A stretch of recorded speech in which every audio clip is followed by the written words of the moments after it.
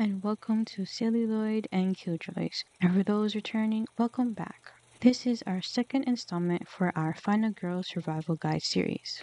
Last episode, we went over the fear of female sexuality, examining how horror films, particularly slashers, have been interpreted in having the killer as the moral executioner to characters having premarital sex, the final girl being the pure survivor, a myth that lingers to this day, and how we can change and deconstruct the narrative of the pure survivor myth in real life. In this video, we will be discussing the exhaustion of survival. This is the final girl versus the breaking point.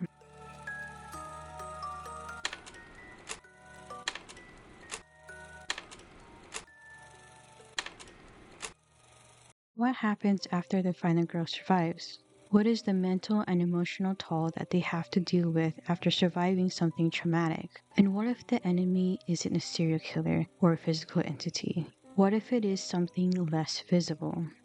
The enemies that the final girls face doesn't stop at slashers. Sometimes it's something more psychological. Last episode, we also discussed how final girls, like Laurie Strode, survive through hypervigilance and observation, not because of their purity. She's the one that notices when something is wrong, that there is a shadow stalking the streets of Haddonfield, and everyone brushes her off. And when she's being chased, running door to door, screaming for help from her neighbors, nobody answered her. So she has to save herself. We later see that Laurie never stops keeping her guard up, even in the Legacy sequels, which we'll dive deeper into a later episode, and how it took a toll on her and her relationships with others. When the final girl reaches her breaking point, that's when she transforms into the killer herself, as a form of survival and self-preservation. The disproportionate societal expectations of who the bearer of emotional labor should be has led to many women feeling overwhelmingly exhausted and overworked. Sociologist Alice Hochschild has defined emotional labor as the process of managing one's emotions to align with social or professional expectations. Emotional labor is often reserved in frontline service workers, positions where it is expected that the individuals manage their emotions to perform. Too much emotional labor can affect your mental and physical health, such as burnout, insomnia, memory loss, and hypertension. Women in relationships and in workplaces are often expected to be the emotional managers or caretakers, remaining calm during stressful situations and providing emotional support for others despite their own mental state. They end up neglecting their own health and may be seen by others as selfish when they choose themselves over others.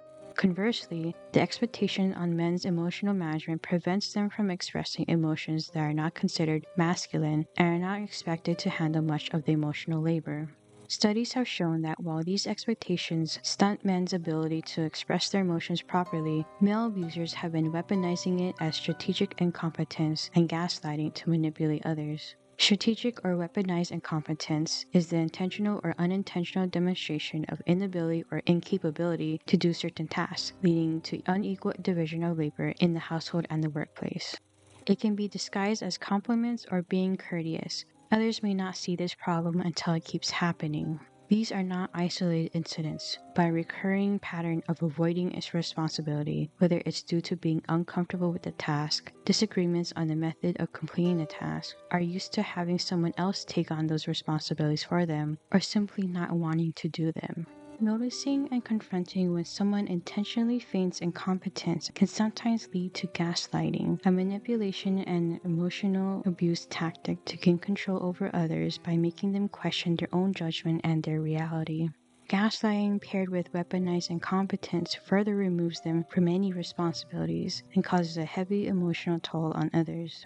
Studies have shown that while women are observed to have a higher emotional intelligence than men, men are reported to perpetuate emotional manipulation more than women. Throughout history, women's concerns and opinions over their mental and physical health have often been dismissed as exaggerations and paranoia, invalidating their voices. This fear of not being heard prevents women from reporting their abusers and making them afraid from leaving in cases of retaliation. All of this buildup of emotions in women may cause them to reach their breaking point. Horror films have visualized this breaking point in some of their main female characters, sometimes in a visceral way. Take Midsommar, directed by Ari Aster, for example. These types of horror films do not have the typical final girl archetype, as there is no slasher for the main character to face. Danny, our main character, attends a Midsommar festival at a rural commune, the fictionalized Hurga, in Sweden with her boyfriend Christian. Danny has been dealing with trauma and grief after her parents and sister died in a murder-suicide for several months without any emotional support from Christian, who has been dismissive of Danny's feelings. It is also clear that Christian has also been dismissive of Danny's sister's bipolar disorder, writing her episodes and panic attacks off as ploys for attention, and that Danny not only allows her to keep doing it, but that she also overreacts when it happens. Danny feels that she has to agree with him or apologize for her emotions in order to keep the peace between them. She becomes dismissive of her own feelings, thinking that she's being too much for him and that her emotional needs are a chore and inconvenient. Meanwhile, Christian's friends have been encouraging him to break up with Danny, believing that she's preventing him from satisfying his sexual needs and distracting him from working on his thesis. One of the most memorable scenes in the movie is the group breathing scene. Danny has all this built up emotions. She's grieving, she's angry, she's heartbroken. After dealing with Christian's distance for so long and losing her family, she holds on to those who seem to be supporting her through it. The women in the commune gather around Danny and they hold her, synchronizing their breathing and cries with Danny's. They're present, they're sympathizing with her, sharing her pain so that she wasn't alone. She lost her real family and sees no reason to hold on to her old life. She found a family with the Hurga commune, a cult who manipulated each visitor using their vulnerabilities. All of a sudden, she now has a group support system sharing that weight, that emotional labor, and was allowing her to let her feelings out. So, despite what the cult had done, she took the opportunity to finally be free of Christian's suppression and their imbalanced relationship by sacrificing him. Another case of the main female character suffering from emotional abuse and trauma and taking matters into their own hands to end it is The Invisible Man, directed by Leigh Whannell. Cecilia has been trying to escape her abusive boyfriend, Adrian, when she received the news that he died. While it should have been a relief for her, it was only the beginning of the new level of terror that he would evoke in her. Cecilia begins to notice things out of place or missing and sense another presence around her that she couldn't see. Others had written it off as trauma and paranoia from the abuse she had suffered. Unlike Danny, who had her support system taken away from her all at once, Cecilia's support system slowly turns on her. Adrian continues to mess with her while remaining an invisible threat that makes Cecilia question her reality and others question her sanity. With no one believing in her, she must investigate it on her own. Not only does Adrian continue to control her through gaslighting and isolating her from her support system, he has also tried to take control of her body by tampering with her birth control pills, leading to her pregnancy. Celia uses the same means that Adrian uses to torture her to get revenge, staging his death as a suicide, as she used his suit to turn invisible and kill him herself to make sure he was gone for good. With her new freedom and the return of her support system, her future is left open to her choices. Danny and Cecilia were both able to break from the abuse and suppression that they suffered from their partners and reclaim their narrative.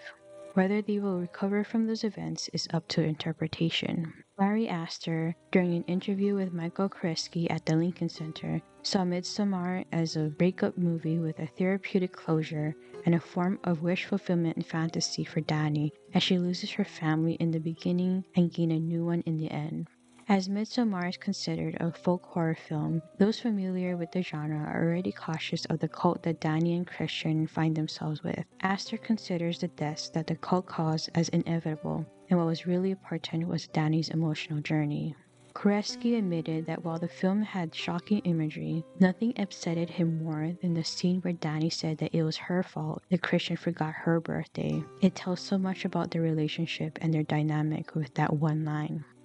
Astor had purposely made sure that the audiences were able to relate to both Christian and Danny, but still find a way to emotionally side with Danny in the end. It is meant to feel complicated because emotions are complicated. When writing them, he drew parts of himself into Christian and other parts of himself into Danny. The audience views the events through Danny's perspective, and among the absurdity and fairy tale-like setting and situations, we feel what she's going through and the pain that she has to confront, leading us to root for her and want that ending. Similarly, Leibano felt that when remaking The Invisible Man, it was important to have the focus on the victim instead. Cecilia goes through abuse and gaslighting at the hands of the Invisible Man, which started before the film takes place. He had discussed the script with Elizabeth Moss, who gave him invaluable female insight, situations that made her feel uncomfortable, unsafe, that someone was manipulating her, and dealing with verbal abuse. The choice of having the house be so open and visible was also deliberate to emphasize that Adrian was not a monster that needed to hide in the shadows. He could be someone you see in a well-lit room standing next to you. These were things that he wanted to convey with the film, something that may not be so obvious or visible, but you can feel it's there. These two films connected, placed human emotions and the female experience in abusive relationships over jump scares because the feeling of vulnerability and experiencing the dark parts of humans can make anyone feel uncomfortable.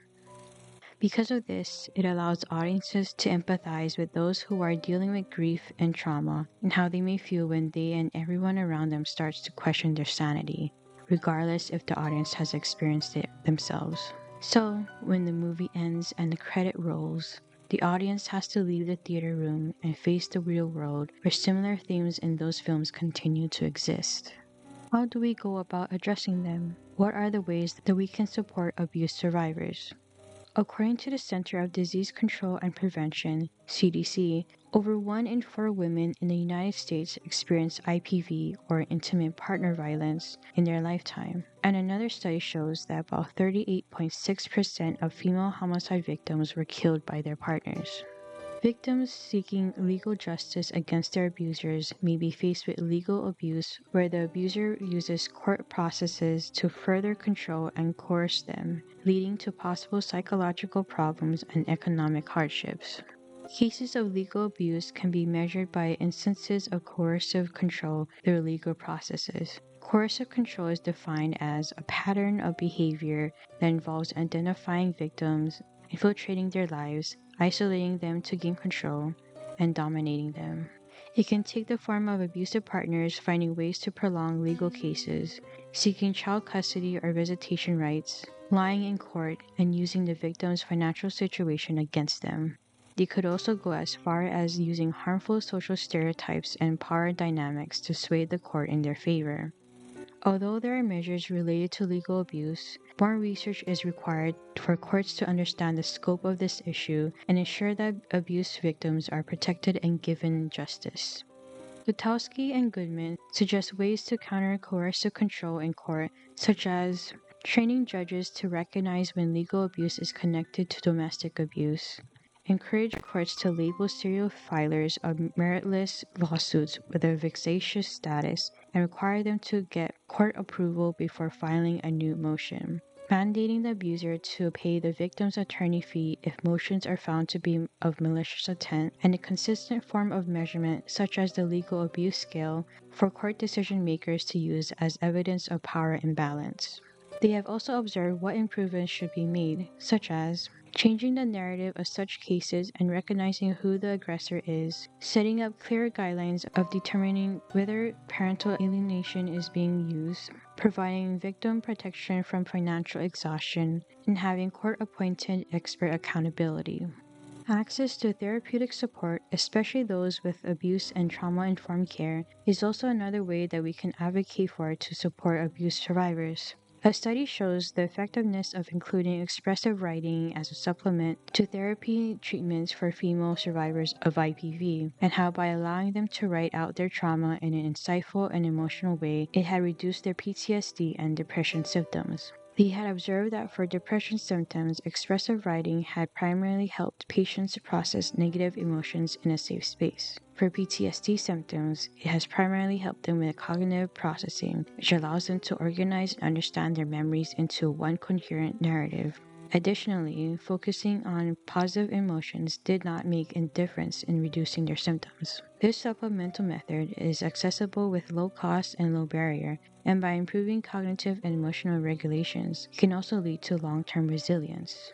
Recovery doesn't stop there. Like Danny and Cecilia, people need a reliable support system, which means raising awareness on how to better prepare and strengthen that support while also taking care of yourself.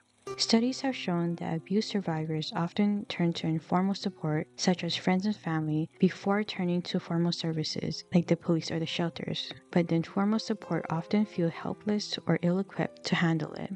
To provide what the survivors need within the capabilities of their informal support system, the study suggests that the support system would first have to learn how to recognize the signs of abuse and how to appropriately respond. That includes knowing what to say and providing a safe space for them. Other methods suggested were peer-led support groups, providing the opportunity for survivors to support each other. The support system must also be aware of the professional services that they can refer the survivors to, support local organizations whose goal is to help advocate for and protect abuse survivors, and learn to be an active bystander, which brings the support system to a community scale. The path forward beyond the credits is through taking care of each other and ourselves. Share the emotional labor in a healthy way and learn how to best support abuse survivors and how to refer them to the appropriate professionals when needed. Make sure their voices are heard and that you learn how to recognize the signs of abuse, because the monster that the final girls face is not a supernatural entity or evil in a mask lurking in the shadows. It can be someone in plain sight or someone who reached their breaking point.